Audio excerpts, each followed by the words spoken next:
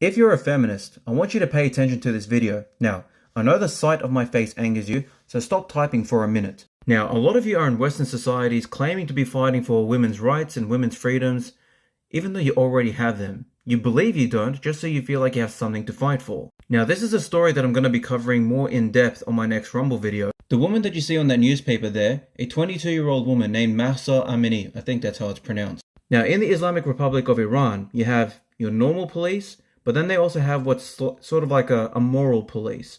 And their job is to enforce religious laws. One of those laws that they have to enforce is how the hijab has to be worn.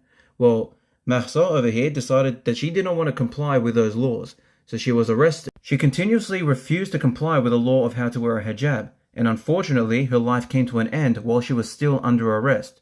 Now the Tehran police are claiming that there was no mistreatment of her during her arrest, even though the CT scans that were released showed that she was struck to the head before she had died. Now I've already done the search. The only people who are reporting on the story on this platform are Middle Eastern people.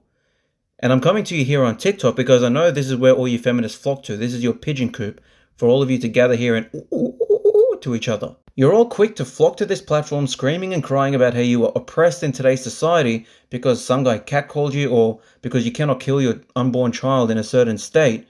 But when there's a woman who has had her life taken away from her under police custody because of a clothing option, crickets.